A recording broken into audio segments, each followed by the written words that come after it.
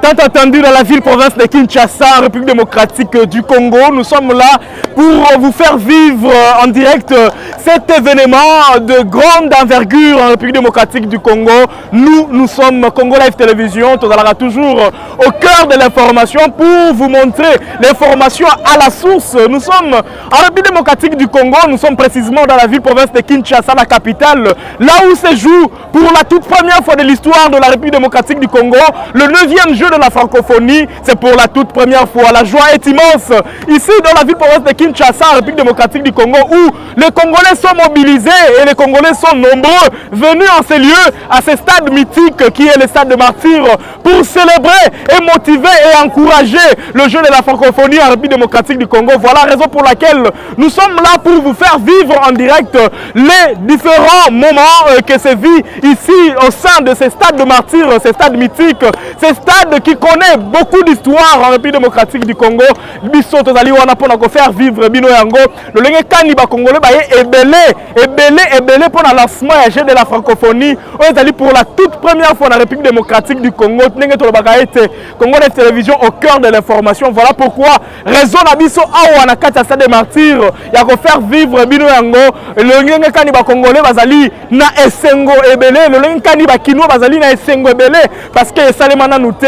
Mais pour la toute première fois dans la République démocratique du Congo, l'organisation de 9e jeu de la francophonie, Stade des Martyrs, et Zui Makasi, à part Stade de francophonie, ils allaient organiser les lots, comme on appelle Cannes, comme on a la compétition africaine, qu'on a organisé parce que pour la toute première fois, voilà cette réussite dans la République démocratique du Congo, voilà cette réussite, la ville-province de Kinshasa, il y a faire vivre bino yango botala ete lelo ba congolais bazali mobiliser Congo Live Télévision au cœur de l'information. Partout vous nous suivez, ezala na diaspora, ezala na Afrique du Sud, Afrique de l'Ouest, na Nord et Afrique, ezala na Est et République démocratique du Congo, na 4 coins, na 145 territoires, la République démocratique du Congo, donc faire vivre bino yango en direct kati na ville province à Kinshasa, na stade de Martyrs ezali décoré pour la toute première fois comme on a infrastructure la République démocratique du Congo et là tabilamba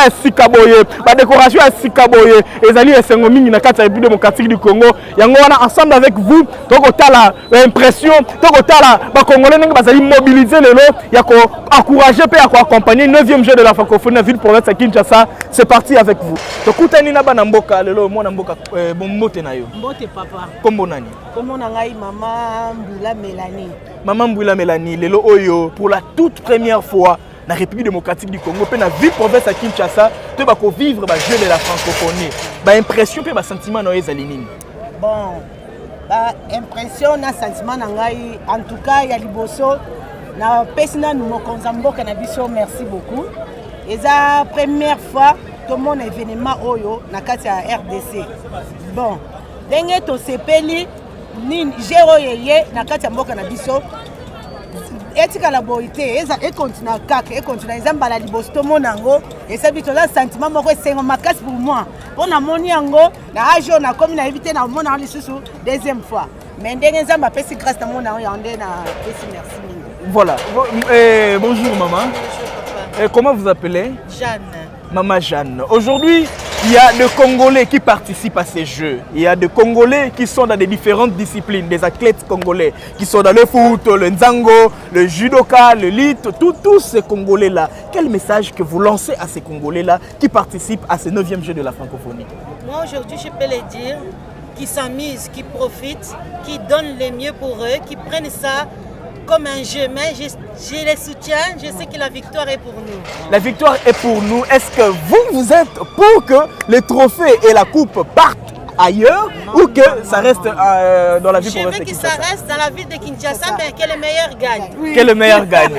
Voilà, merci beaucoup. En tout cas, merci à notre président. Voilà, merci beaucoup président. Félix Antoine. Qui s'est gagné Kalombo.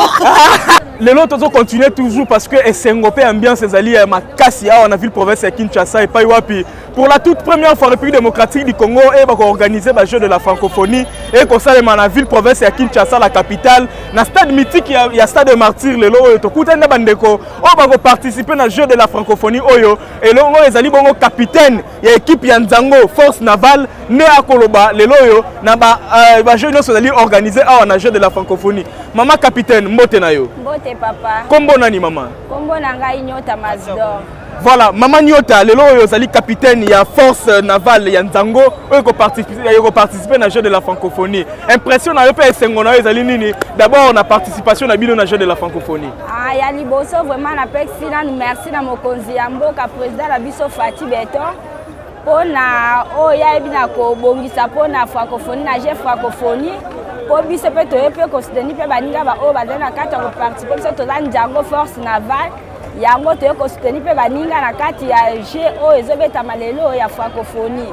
Yango na koloba na président Fati Beton na pese merci mingi pona mbala liboso na mboka na biso na likanisi oye azui pona ya francophonie. Na banza ete lelo oyo bozali kaka bino bongo te ezali pe na bandeko oyo ba athlètes oyo bako participer pe na jeu de la francophonie bazali ebele na foot na Nzango na judo na basket ba congolais bazali ebele message ni oyo bako lancer pe na ba congolais wana nyonso oyo pe bako participer na jeu de la francophonie.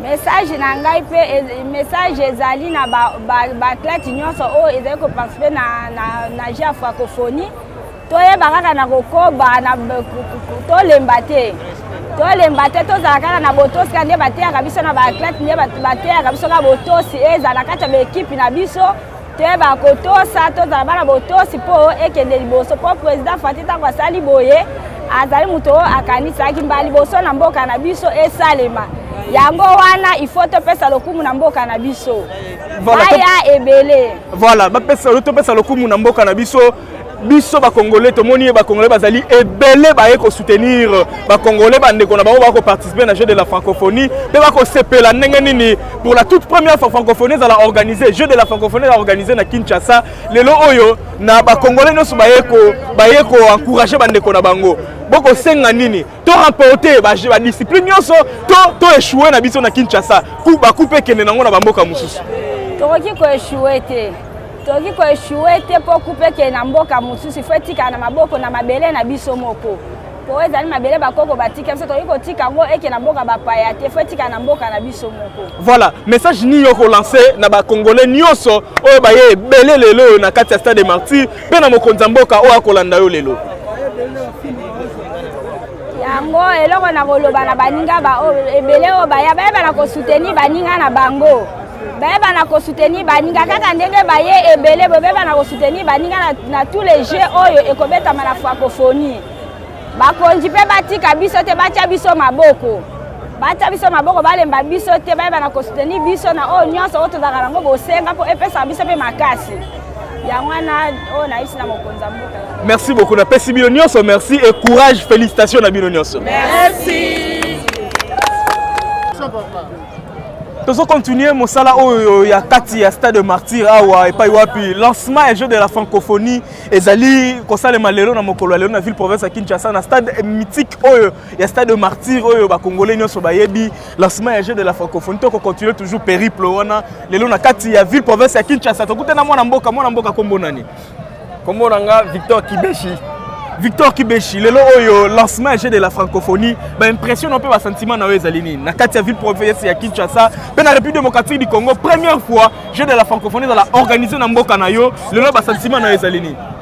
En tout cas ba impression nanga eza ke sengo eza monene po be événement ya boye banda ba botanga depuis 97 ti lelo na tikala komona ngo te toyoka ngo na masolo na bamboka msusu esalema na Congo événement ya liboso yango yeyo yango nde na lalité nga vraiment na lalité 5h nazaki deya kolamuka na sokoli po nayebi ke événement ya boye etikala kozala te pe nazo remercier président makasi gouvernement po na organisation ya boye batika te bakontinue na mbala mosusu babengisa biso lisusu atake non chane betama kane betama ekozala bien vraiment esengo eza makasi esengo ezali makasi na banza ete lelo oyo na kati ya jeu de la francophonie awa ezali pe na ba congolais ba léopard oyo bako participer na ba discipline na ba foot na ba basket na ba nzango ba congolais bazali ebele message yo ko lancer na ba athlètes congolais nyonso bako participer na ba jeu oyo message oyo tozosenga na ba athlètes congolais eza kosenga na biso eza clair yaya botika te bitumba oyo ezobundama na kati na mabele na biso bo décevoir biso te surtout équipe ya judo en tout cas j'ai confiance équipe ya basket bo banga te tozali en tout cas biso tozobanga te tozo soutenir biso na ndenge kosakana te botala kutu na bapeti nzela po tokota te mais population déjà deux fois te 80 000 places awa tomona ngo ya moke po toyende koya yaya bo décevoir biso te po toa na bino tisuka toza sile tokoganye. Merci beaucoup, mon ami. Merci beaucoup. Merci. Ok.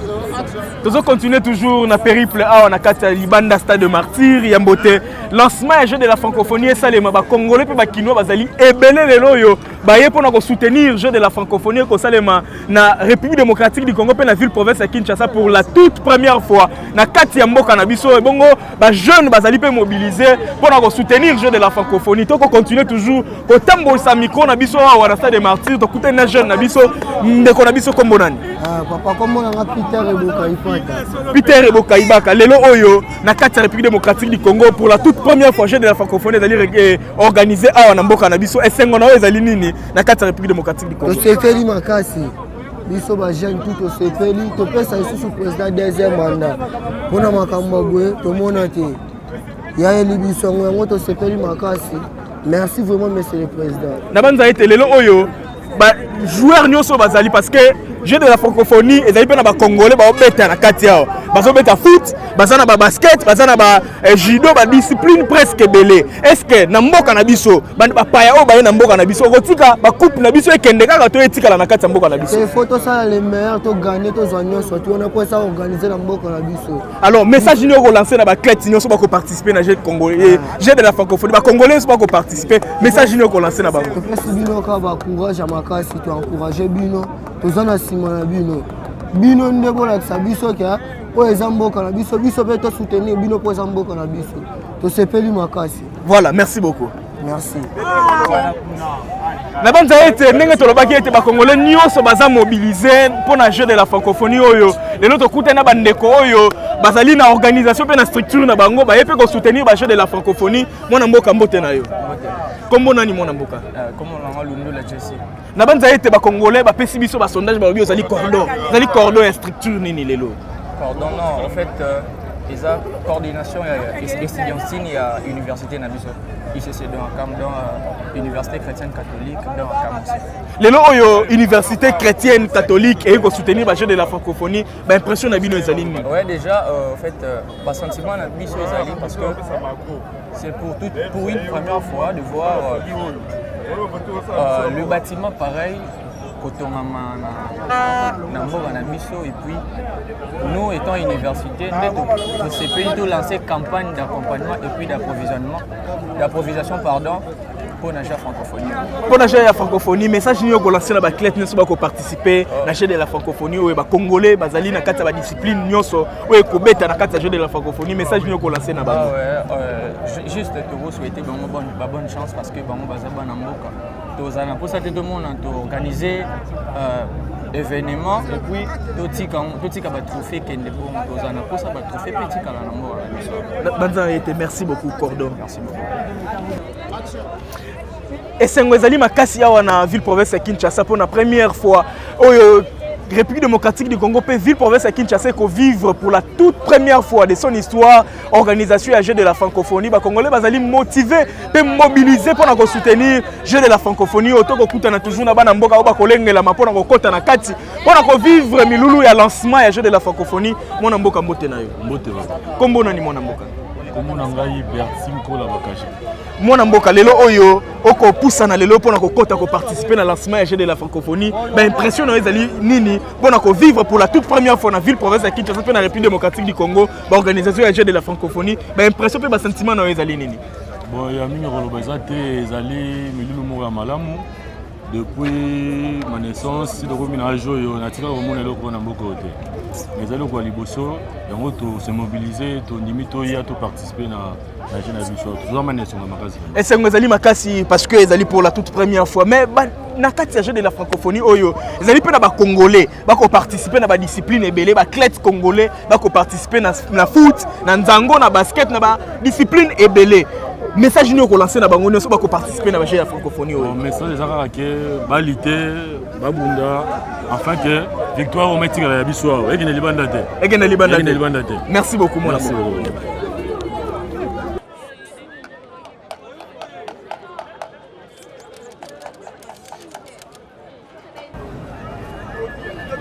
Nabanza ete ba congolais bozali ebele lelo yo bino bokolanda biso ba diaspora bonyo nyos bozali na Est République démocratique du Congo na bas Congo dans le nord ouest est sud ya République démocratique du Congo et Afrique pe a monde mobima bokolanda biso lelo ndenge to lobaka ete Congolais télévision branche o ya RTNC ko sala prouesse sur le plan médiatique net international lelo to na stade de martyr pona kolakisa bino lancement ya 9e jeu de la francophonie pour la toute première fois dans la République démocratique du Congo, dans la ville province de Kinshasa, les Congolais sont mobilisés pour soutenir le jeu de la francophonie. Donc on continue toujours à tambola, à talisabino, et sengo, et sentiment de Congolais. Surtout que mon amboka mbote na yo. Mbote mingi papa journaliste. Kombo nani mon amboka? Kombo nangai Héritier Ngoma. Héritier Ngoma, mon amboka République démocratique du Congo. Lelo pour la toute première fois en République démocratique du Congo, dans la ville province de Kinshasa, on vivre le 9e jeu de la francophonie.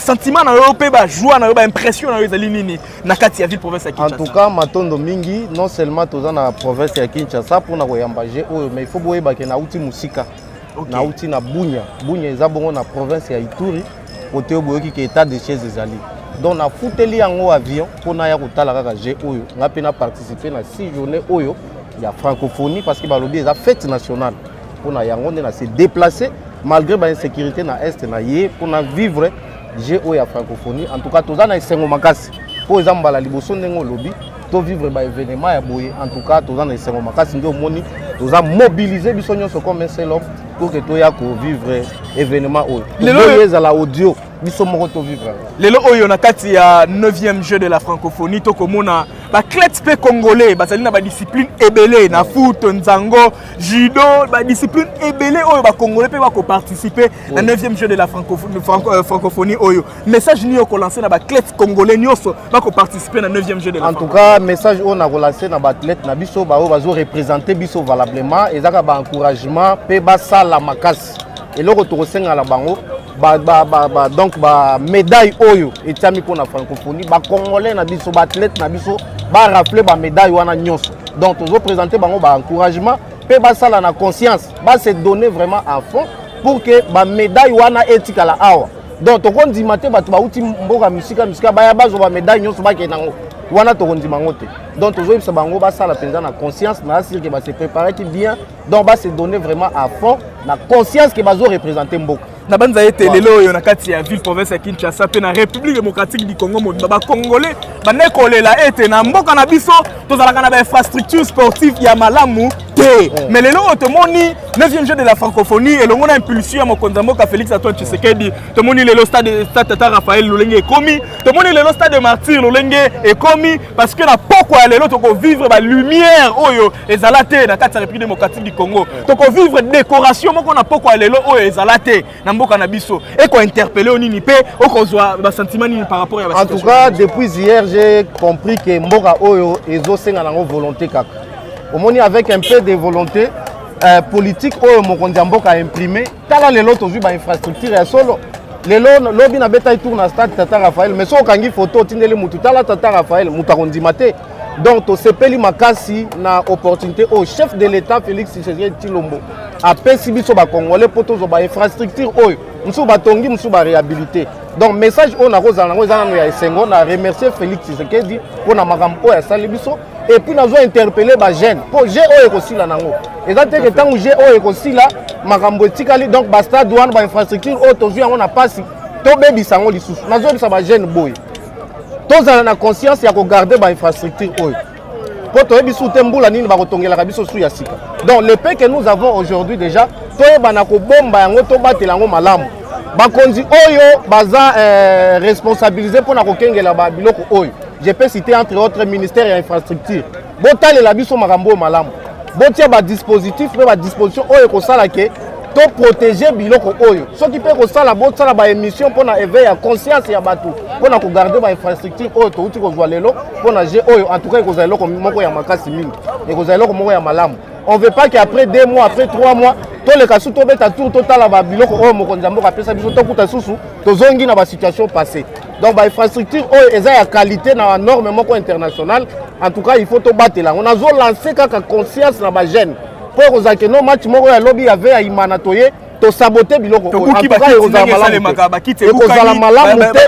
kozala malamu. Ba toilette baby. Donc ba premier bénéficiaire ya biloko eza biso ba jeune. Alors biso ka ba jeune wana tozana conscience ya kokengela biloko oyo. Na banza ete lelo oyo yo uti mosika uti na bunia et pas yo péter des sièges ezali et pas yo ba congolais ba kolela agression atrocité na banza ete oko expliquer lelo pe tozali na ville province ya Kinshasa oko expliquer ba kinois situation ekoleka na ville na province na est ya République démocratique. Bon, situation oyo le régime actuel a hérité yango. Ça il faut commencer d'abord par ça. Donc eza ba situation mo banda déjà ba 2017 ils ont là qui donc ils ont une situation depuis kala. Donc la volonté à chef de l'État après qui va mesure moko entre autres à proclamer état de siège na province mi balewana Ituri na Nord Kivu.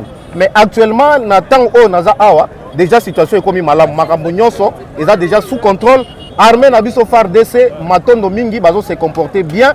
Le gouverneur na biso ya province ya Ituri ye mwana mboka Johnny Luboya azo sala makambu makasi pour que sécurité zonga. Donc ba zone so ezali déjà occupé na ba miliciens armée na biso zo contrôler yango déjà pe la police zo contrôler yango na kanisi dans 1 ou 2 mois makambu nyonso okenango malamu pe ba mesure ezo zwa déjà mokonzi mboka kobenga dialogue table ronde pour na ko lever ou ko et requalifier état de siège wana na kanisi makambu nyonso zo ken déjà malamu. En tout cas merci mingi na kombo ya bana Ituri ozo remercier mokonzi mboka pour na mesure wana zwaki il y a état de siège, il y a pour instaurer état de siège. En tout cas, ils ont porté ma fruit moko ya malamu pe na zasir et longo moko na nzambe makamnyo so okende malamu. Na banza ete lelo oyo message nini yo ko lancer na bana nyonso ya Bunia, na bana nyonso ya Est ya République démocratique du Congo na mokolo ya lelo. Eloko na ko loba mingi bana ya Bunia sans kimia to kana ko sa eloko moko te. Ba jeune nyonso nazo benga bango ba o nyonso osimba mandoko nazo benga bango na prise de conscience ba déposer arme na bango na minute oyo pour que soyo ba déposer arme wana ko senga ke ba je oyo ya francophonie ezoleka awa e ba pe na kozala kuna na Ituri ko soyo to kozala ka na bitumba naza sûr que ba je oyo to kozala bénéficiaire na ngote. Donc il faut qu'il y ait la paix et la paix commence toujours par l'éveil à conscience. Ba na Ituri ba rebelle nyonso oyo basimba mandoki pour déposer. Si vous avez posé à la armée, quand tu as abonné du forme na FARDC à la police pour te servir mboka na yo. Donc dans ce benga, na ba jeune nyonso ya Ituri pe ya Nord Kivu, que ce soit ba agresseur M23, ba déposer arme Congo toza na posa ya kimia, soki kimia ezali nde to vivre ba je oyo lokola tozo vivre a lelo na kanisi wana ndeza appel oyo na saleli ba jeune nyonso ya province ya Ituri. Na banza ete lelo oyo mokonzi mboka kolanda yo pe peuple congolais mobimba kolanda yo. Message n'y a lancé le chef de l'État Félix Antoine Tshisekedi. En tout cas, au chef de l'État, je ne peux que lui remercier. Il y a une volonté oyo azana ya kobongsamboka peuple congolais moni yango lelo. Ezala ki neti ba mais lelo comme réalité. Lelo toza déjà na ouverture pe lancement officiel de la francophonie. Je dis merci au chef de l'État et ainsi qu'à son gouvernement. Ba s'impliquer qui à 100% pour que tous les infrastructures oyo pe peuple congolais aille banako vivre oyo ya francophonie. En tout cas, merci beaucoup au chef de l'État, merci au peuple congolais bah bazali ko soutenir chef de l'État, pe tozo promettre que soki to ko bakaka boye na ko la pesa kabiso ba makambo malambo nous allons les soutenir à 100%. Merci beaucoup mon Merci beaucoup.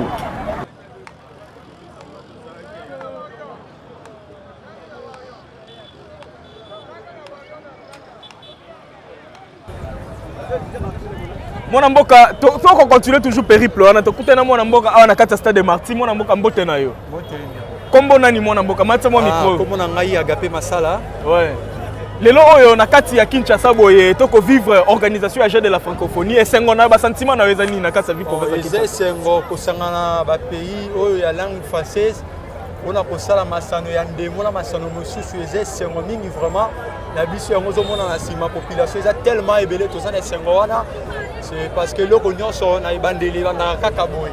Nous avons pénal esengo ya ko mona masana de le moto qui ko soutenir pour na biso cher au pays démocratique. Voilà, na banza été lelo oyo jeu de la francophonie. Ba tantini boko zela na kati ya jeu de la francophonie yo masano oyo. Ah tozana ndemo ya football, tozana basket, tozana ba jeu presque belé o esala makana ya mikila poto tozana ngope awa ya moto yaki on a profiter pour accepter en mot, pour vivre en mot, donc c'est un peu ça. Est-ce que le message nous rotinda na ba léopard, bande ko na biso nyonso équipe nationale, ezala na football, ezala na ba discipline nyonso oyo bako participer na masano oyo. O continue le bango message nini mon amour. Un message important na ko pesa na biso ba congolais nyonso o bande ko bazo représenter Boka Congo, ba décevoir biso te ba sala fierté Congo. C'est-à-dire soutenir biso, satisfaire biso par rapport à temps perdu.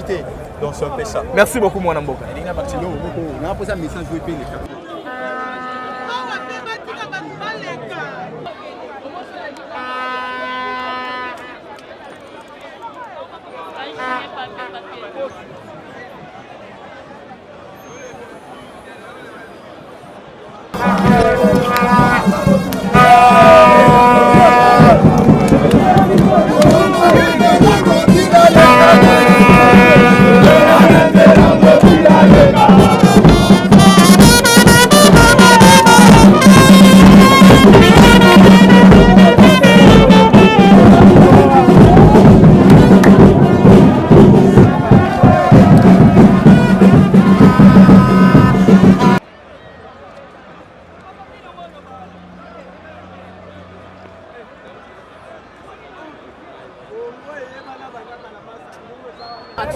Balandi ya Congolais télévision to continuer toujours ba Congolais nyonso oyo bazali na République démocratique du Congo bino bande ko na diaspora boko landa biso na Afrique mobimba na République démocratique du Congo na ba province lelo oyo ezali pour la toute première fois lancement jeu de la francophonie awa na ville province ya Kinshasa na bande été ba Congolais bazali mobiliser pour na ko soutenir ba jeu oyo to kutena mwana mboka kombo nani kombo Laurent Nona Laurent Nona, lelo oyo ba sentiment na ezali nini na komona été pour la toute première fois na République démocratique du Congo pe na ville province à Kinshasa, jeu de la francophonie za la organiser ba sentiment na pe ba impression na ezali nini. Les événements monene pona ba biso ba congolais surtout ba kinois na kati ya capitale.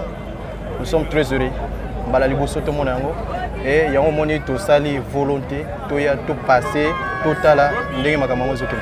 D'abord, ça a été le oyo comme on a été jeu de la francophonie et comme un changement parce que tu as école là infrastructure, il y a sport na mboka na biso, to na capitale na biso et mon na katé. Mais le lot moni ba rénovation et salami et dans la stade Tata Raphaël et dans la stade des Martyrs, le lot déjà n'a pas quoi to vivre cérémonie moko boye na ba minda ya ndenge uti ba epai na epai. Le stade des Martyrs et qu'on a la décorer na façon mosusu. Et ko talisa yo nini. Et ça li changement, tout changement et ça li karaté. Sentiment et amaka, c'est un changement monene. Et surtout, on a aussi un Congolais, Babati la biloko.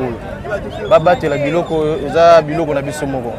Babati la yango, même si après francophonie, eza la protéger, babati la yango parce que il va servir biso na ba jours à venir. Lelo oyo, ba Congolais ba ko participer pe na jeu oyo francophonie, ezali na ba athlètes congolais oyo ba ko participer na ba discipline belé na sport, na nzango, na football, na judo. Message ni ko lancer na bango nyonso. Est-ce que ba trophée yango ekende na yango malgré tout ezali organisé awa to ba trophée tikala. Message ni ko lancer na ba athlètes bango ba bonne chance. Il faut mouiller les maillots. Il faut mouiller les maillots parce que il y a l'honneur d'organiser la francophonie en même temps de jouer le trophée. Voilà, merci beaucoup mon amour. Merci beaucoup.